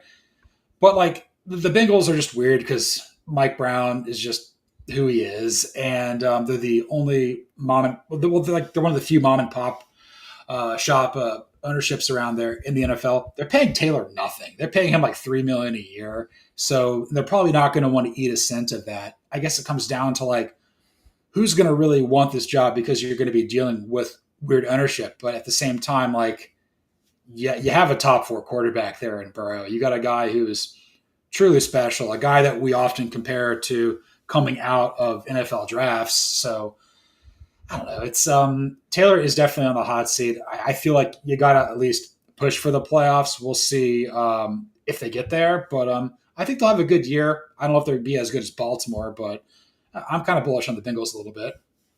It's amazing to think that you feel like this kid's been around for a decade. It's going to be a sixth season. I mean, Yeah, it's he's only what 27, 28, and you look at his numbers. I mean, he's on that career arc as a Hall of. I mean, 40 touchdowns, 9 picks, 5,000 yards. I mean, he just willed that team with no defense, right? I mean, he just late in the season, just trug along, trug along. He's definitely uh, a special talent. I mean, I wanted the Giants to try to trade for him, get him in any capacity, but that wasn't happening. All right, before pipe dream, before I let you get out of here, what do you got cooking with Fanside and all the blogs this weekend? wrote a bunch of stuff about coaches in college football, like where they stand, who's on a hot seat, who's underrated. You mentioned that good article I wrote about Caleb Williams and the Yeah, Bears today. Definitely check that out. I did something about what MLB's standings based on the ESPN Sports Misery Index. That was fascinating. There's no misery to be had for the Dodgers or Astros, and it's only misery for the Rockies and the Reds and the Pirates and stuff like that. As far as the podcasts are concerned, me and my colleague Cody Williams were working our way through our conference previews. We just did the Big 12, so we've nice. touched on all the Power Four. Group of Five coming up here, and then we'll kind of get into the season as it goes. And then with Blog and Dirty with the Falcons, got some interesting takes on what I saw out of the first preseason game versus the Lions. A lot of stuff about the joint practice with the Titans. We'll see what happens there, but people on this team keep getting in fights, whether it's Michael Penix Jr. or James Pierce Jr. Maybe it's just all the guys with Jr. in their name. Waiting for Yeah, a Billy Bowman Jr. fight. That's coming up next. yeah. Or if you're the local news in Atlanta, you spell Penix's name wrong, but what do I know? Yeah, So- it's like that sometimes. yeah, right. All right, brother. Always appreciate you. Give John a follow as always. Social media and does a great job with all the blogs and the content of Fansided. We'll do it again next week, inching closer to the start of the NFL season. But appreciate a couple of moments, run. Awesome. Thank you so much. All right, you got it. There you have it. All right, we got to take a very fast timeout. Come back on the other side, and we'll punch up Lloyd. We'll go around the league with him. A lot of news and notes. We'll take you up to 6.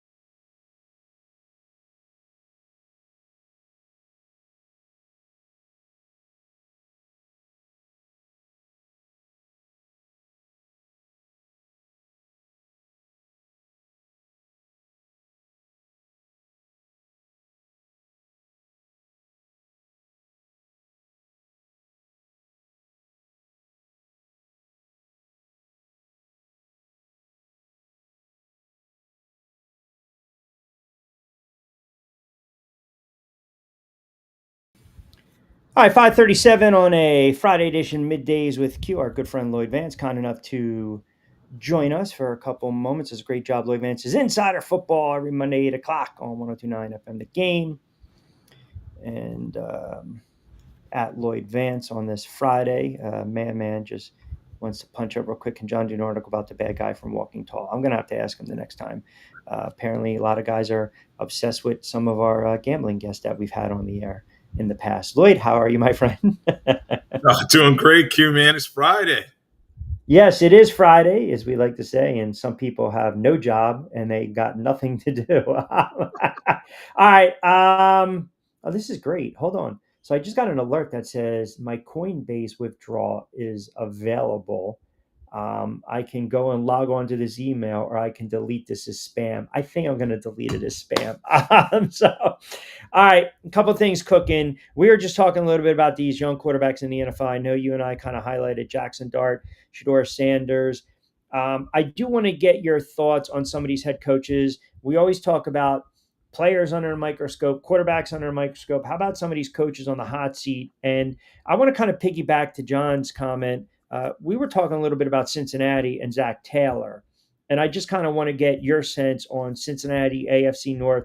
A lot of weapons, future Hall of Famer in Joe Burrow, young quarterback. But where you at right now with Zach Taylor and the pressure he's on to not only win, be competitive in the AFC North, but maybe make another deep run into the playoffs?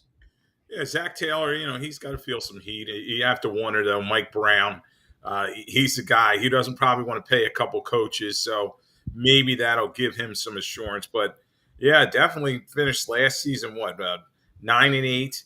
Got off to that 0-3 start. So that was the second time in 5 years. So 2019, 2024, 0-3 starts. And just these slow starts have definitely put the bullseye on the Bengals. And Zach Taylor is like, okay, is he preparing his team, getting them ready in terms of the start of the season? A key stat is Joe Burrow 1-9 in weeks 1 and 2 as a starter. So it just shows you that the Bengals have gotten off these slow starts, and you got to point to the head coach, Zach Taylor. Yeah, I mean, I think it's, some of these other coaches, I think it's pretty obvious. But again, I want to kind of piggyback because he had a really good article on Ben Johnson in Chicago and the issues with Caleb Williams. And you and I always talk about it. You can be a great offensive coordinator or a great defensive coordinator, and you want to take that head coaching role because there's only 32 of them in the NFL. And sometimes you're so desperate that maybe you're not thinking about if it's the best fit for you. Now, I'm not going to say that's the case for Ben Johnson, but you've got a quarterback that struggled a little bit. He was sacked 68 times. You brought in a couple weapons. You're trying to build around the draft. But, if you're Ben Johnson, I don't want to say it's a one and done scenario, but some of his comments talking about Caleb Williams, laissez faire when it comes to the footwork, that kind of tells me about the kid's mannerisms, his lack of work ethic, maybe the way he's approaching the game. And if you want to be a successful quarterback in the NFL, you got to attack it hands on, full throttle. You got to be like the wild man and Brady. But how about Ben Johnson in Chicago with Caleb Williams? That head coach quarterback relationship. Do you think this will, bear positive rewards here, bear some fruit? Yeah, Q, it's going to be interesting because Caleb Williams clearly is not a practice player. He's a guy we got to see him in some live game action, and because he has not looked good this preseason in terms of his timing with his receivers, picking up a brand new offense. Ben Johnson comes over, as you said, he has that pedigree, he had that Lions system that worked so well, put up all those points last season, and he's been kind of struggling. So, and he's not the only one at offense. I've heard that DeAndre Swift is it's a learning curve for him, and DJ Moore, a lot of these pieces that are there. So, a lot of people were saying, okay, the Bears are going to have some ascension this season. They could be one of those teams that competes for that 6-7 spot. But yeah, right now it's a little shaky, Q. How do if you're a head coach, especially like some of these young head coaches, first year, second year, like a Steichen in Indianapolis, we've talked about it for now months now, right? And I think that's more of the organizational failure to have a plan in place. I mean, they draft Anthony Richardson, sample size of games. I wasn't too high on the kid coming out of college. Um, and they pegged him as that franchise quarterback. He's been banged up, he's been benched, he's been inconsistent.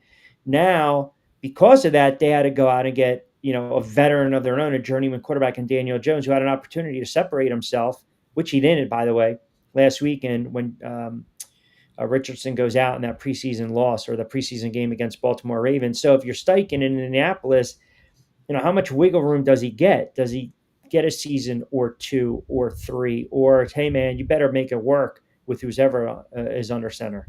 Yeah, Q, and this is a topic I had on my show a couple weeks ago, Coaches on Hot Seat, and he was one of them. I talked about both those former Eagles coordinators, Steichen with the Indianapolis Colts, Jonathan Gannon with the Cardinals. They've both been there now 3 years or more, and they just have not gotten it done. And particularly Steichen, he was supposed to be the passing guru, and he did such great things in terms of leading that 2017 Eagles team to a title, and Nick Foles and Richardson. He's just so inconsistent, and they're kind of stuck with him because when you take somebody as high as they did, a top 5 pick, and he's got to pan out. And unfortunately, a lot of times, these are the coach killers that we talk about and the GM killers, where they put them on a hot seat when their bonus baby quarterback that they've traded up to get, and it just is not meeting expectations. So, yeah, definitely Steichen on the hot seat. And I'd say the GM, Chris Ballard, as well there. What's interesting, too, though, is that Indianapolis, they've got some playmakers. They've got a couple, pardon me, good wide receivers. You have a really good running back in Jonathan Taylor.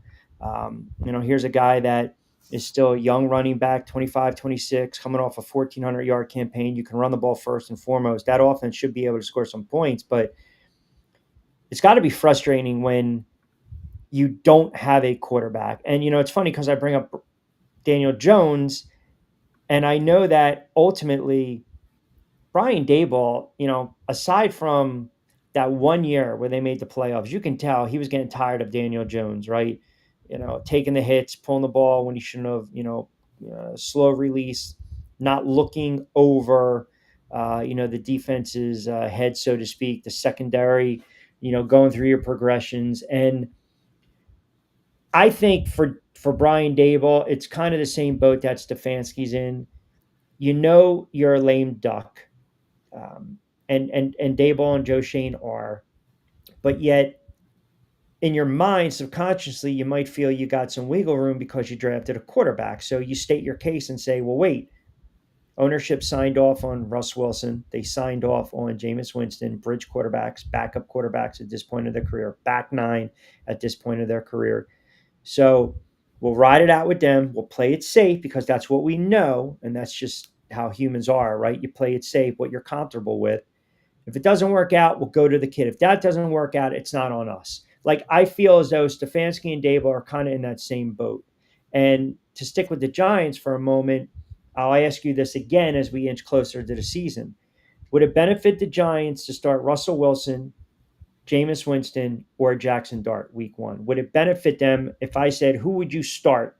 Who does it benefit the Giants right now? What quarterback would it be? Should it be Winston? At least we know he's going to throw it down the field. Russell Wilson, who's going to check it down and play it safe, or a rookie in Jackson Dart? Yeah, Q, I believe they're going to go with the veteran and Russell Wilson.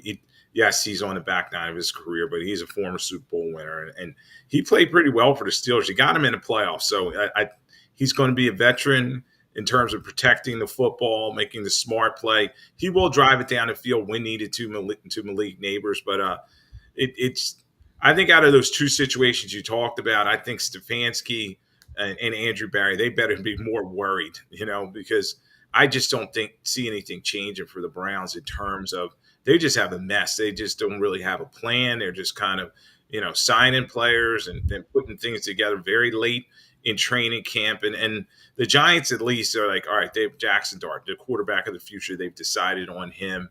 And they have a few other pieces in terms of Abdul Carter on defense and some other guys. So going to be interesting to see if the Giants can kind of – both those teams were 3-win teams last year. So maybe the Giants, if they get to 6-7 wins and they're showing that they're had some progression and Jackson Dart gets an opportunity, yeah, maybe they go with them. Joey says, Lloyd with no cool cat hat is like Q and no Death Star microphone. Breaking news, No hat Lloyd today. Great segment and show, fellas. Appreciate that, Joey B. You can catch Lloyd, by the way, 8 to 9. Lloyd Vance's Insider Football every Monday on SR 102. We start back up backyard play next week, and he joins me during the football season right here on Middays.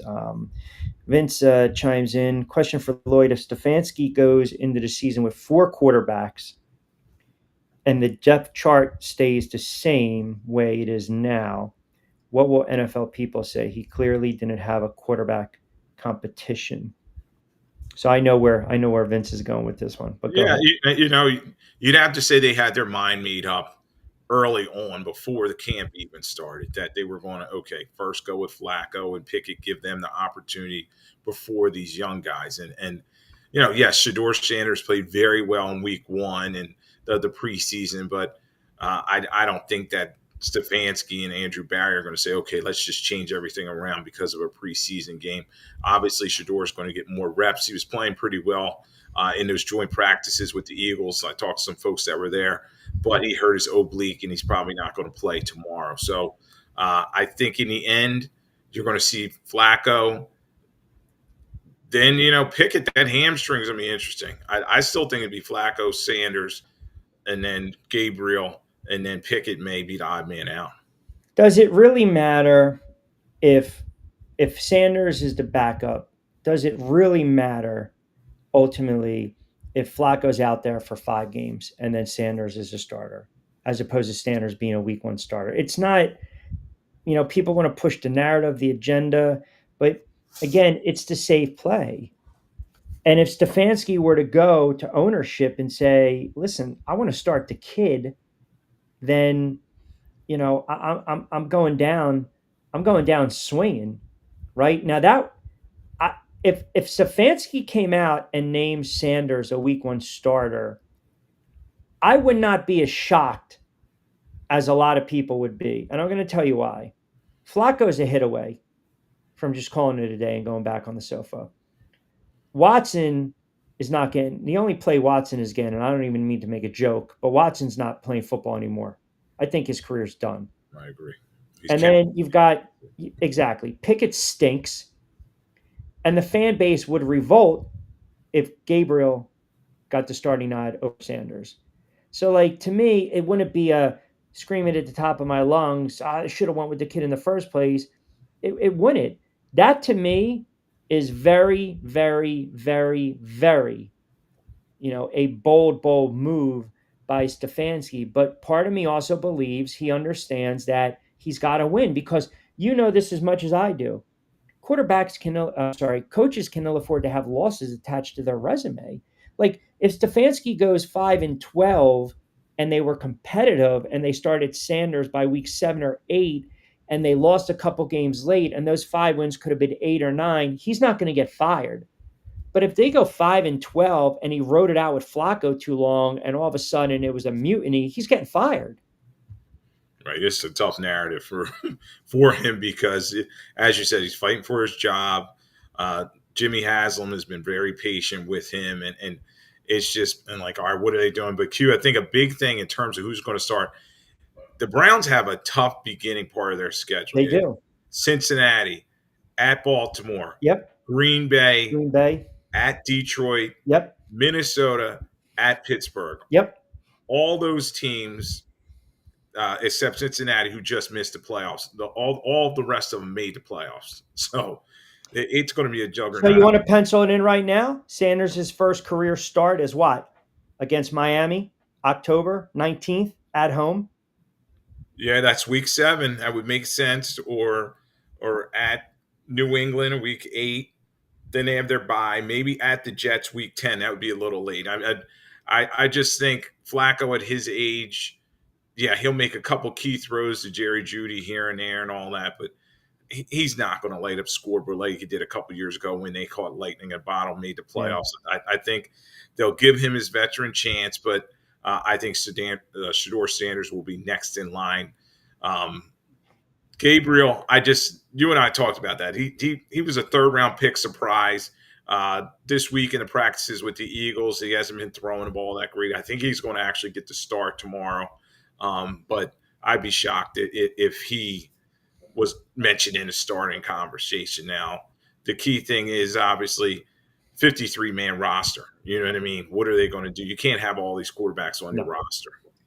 Man chiming in with a troll job on Friday. I'd like to know Lloyd's opinion. Will the Giants have more preseason wins or regular season wins? I mean, it's kind of a, as I like to And say. to answer his question, no. I think the Giants are going to be a little better than people think. You know, Q. I don't. They're mentioning them in the same breath as the Saints and some of these other bad teams. You know, bringing in Abdul Carter with Lawrence and the rest of those guys. That defense is going to have some teeth. And as you said, I think the players want to fight for Dayball keeping his job. So they're going to be interesting. Obviously, got to settle down on a quarterback thing. But I think Neighbors is going to make some plays. And, you know, the running back position is not as bad as you think.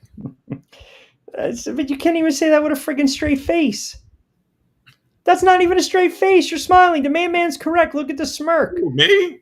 They're going to stink. Defensively, they're going to be better, no doubt. But they're going to stink.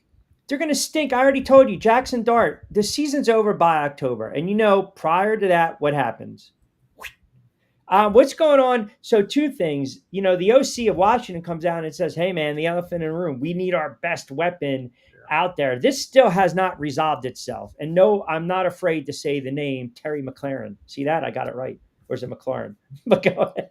It's McLaurin. And the thing is, too, he's 30 years old. He wants to have a $30 million contract. He's looking at what Justin Jefferson's making 35, DK Metcalf's making 33 a year.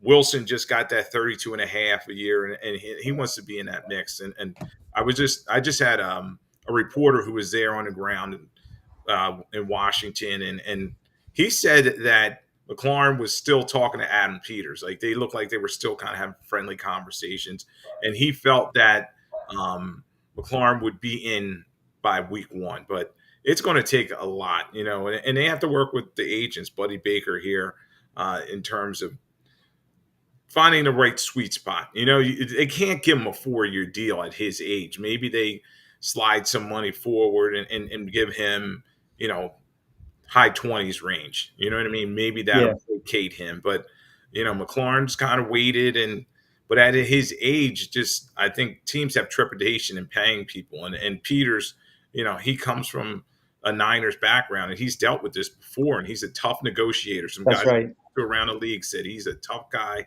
at the table, and you know, Brandon Ayuk and his folks, they found that out. So it's going to be interesting to see how this plays out. Saw the story that most NFL retirees would play against, again, despite cost, right? So, you know, obviously the cost meaning you're banged up, you're bruised, disability, pain, depression, anxiety. You know, maybe you don't even know you have CTE. Obviously, that's diagnosed, unfortunately, after someone passes away.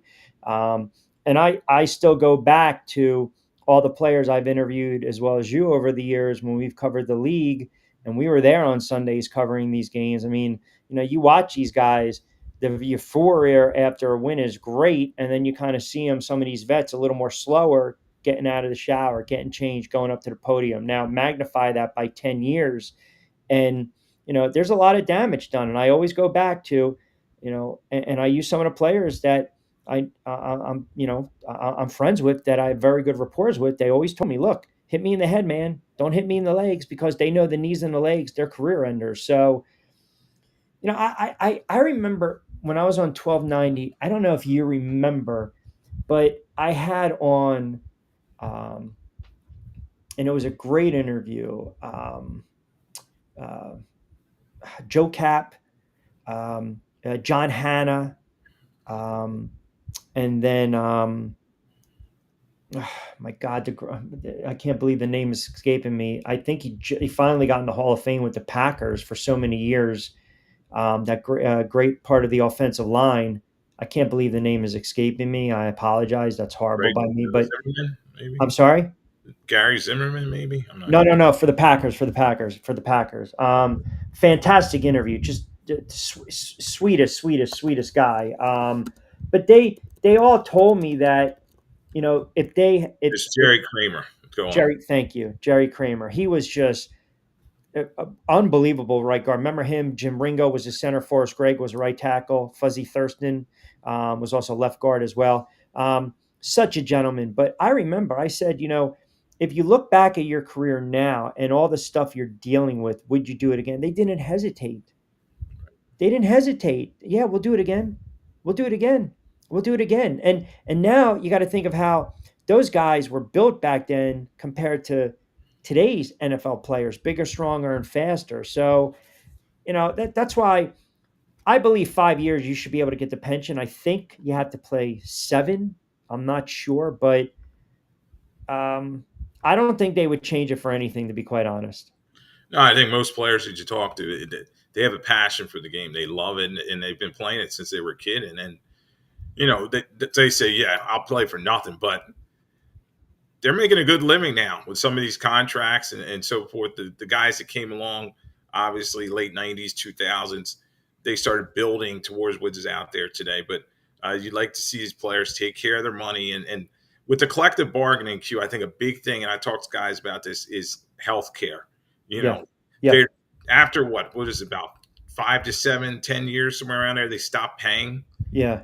And these guys have to pick up their own health care, and they're talking about, the number of surgeries they had and, getting their own policy. And it's just tough on their family. So, it's a game that we love. These guys are gladiators, and they pay the price, man. They really do. That's why when everybody says, oh, this guy's holding out, he doesn't deserve the money, I always say, you're wrong. Especially, and that's no, I'm the same way. I changed my tune on that, and I think it's after I had that conversation with Jerry Kramer, because I remember the spot was for the Gridiron Greats. That was the nonprofit that Mike Ditka started. I mean, you're talking, 3,000 NFL greats that needed aid or some type of help, and these are the players that paved the way for these players, right? So unfortunately, some of them didn't have adequate, rehabilitation, health insurance, retirement programs. And you're right. Today's player, if you came into the league 10 years ago, you should have generational wealth. You should not, when your career's over, I don't care if you were second or third, you made enough, you made second, you know what I'm saying? You made a living. You made a living where you should have generational wealth. And hopefully you are educated enough to be judicious with that money and not spend it, like a drunken sailor. So, what you got going on Monday? I mean, we got to start. I mean, my goodness, you got another preseason, and we're going to blink, and it's going to be friggin' week 1. Yeah, Q. We're going to talk a lot about just training camp battles, kind of wrapping that up, and where we see teams just getting ready for week 1, because we know these week 3 preseason games are no one's playing. It's Right. going to be a bunch of guys are getting cut. So this week is a big week in preseason. It's dress rehearsal week. You're going to see some more regulars out there getting their repetitions. So we'll recap the games, and a big thing, Q, is these hold-ins, holdouts. Teams are going to have to settle these situations. Hendrickson with Cincinnati, McLaren that we talked about with Washington. Micah Parsons, that's a big story still out there in Dallas. I still think that Dallas is going to get that deal done. Jerry, he just likes the drama. I believe he wants the drama. So these are all the things we're going to touch on. So, yeah, looking forward to it. And Kevin and I will probably have another featured guest as well. All right, don't forget, Lloyd's going to start joining me during the week. Back Your Play, you can hear that on Amazon Music, Spotify, and Apple. And then, as I mentioned, he'll be joining me throughout the season as well, right here on the YouTube channel. But does a wonderful job. Preseason 2 is among us, so have fun if you guys want to throw some shekels on those games. But always appreciate a couple moments, brother. Have a wonderful weekend, and we'll do it again next week, pal. All right, Q, talk to you later. All right, there you have it. Quick time out, and we'll come back. We'll wrap it up.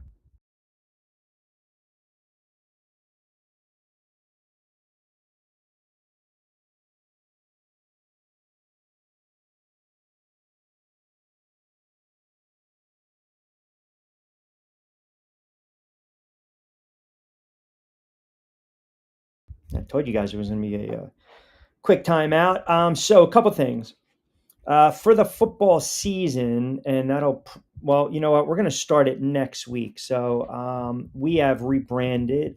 We are going back to On Cue. That will start Monday. And then we'll give you a heads up on when the show is going to air. And I can also tell you guys that um, we're also going to be on multiple platforms in addition to X, the YouTube channel. We're going to be providing our guy, mi hermano Angel, with some content on 1029 FM The Game. Also, and I'll mention this next week if you guys aren't tuned in today, we're very excited. Back Your Play is not only going to be heard on the YouTube channel as well as Leon Media. But starting that Saturday prior to week one of the NFL season, you will be able to hear and watch BYP in the New York market on NY48 WWON TV. So we're pretty pumped about that. So Back Your Play has been picked up by a couple different outlets. We do a very fast-paced sports betting and gambling show. We have a lot of fun with that. We give you our thoughts on the odds, the lines, the fixtures, the movement, the trends. So you'll be able to actually watch that show Sundays 11 to 12, and then you can get set for your pregame kickoff. If you hang your hat on NBC, CBS, Fox, NFL Network. So we're very, very happy with that relationship going forward. We got a couple new shows coming up on the YouTube channel as well as our other YouTube channel that focuses a lot of the sports betting in the Caribbean as well. So we've got some good things cooking, as I mentioned. So Monday we will start off back with On Cue. And I just felt too, to be honest, because everything's audio, everything's digital content. Love doing the middays. It was more geared towards a certain time spot. And obviously, with the travel, the commitments to the boxing and the basketball, I just didn't think it was fair for the listening audience and the viewing audience. You guys have been loyal. You guys have been fantastic. It's a tough time slot. Like I said, preferably that show really should be around 2 or 3 and then go to like 3 to 5 or 2 to 4, 2 to 5, hence the midday drive slot, which I was doing on the air for years. Even earlier in the day, 12 to 2. So just for scheduling and logistics and to kind of keep it evergreen content and fresh, I think the On Cue is the route. We started that show about 6 years ago, so we're excited to keep that up and running as well. That'll be on 1029 FM The Game as well as my YouTube channel and X. And then we're working on a couple other platforms that will be available to you as well. That's free content, by the way, free content. So we just wanted to get that out. Monday, we'll be back on the air on a Mentioso Manolo Lunas Man Up Monday edition, but it will be On Cue. It won't be middays. It will be On Cue.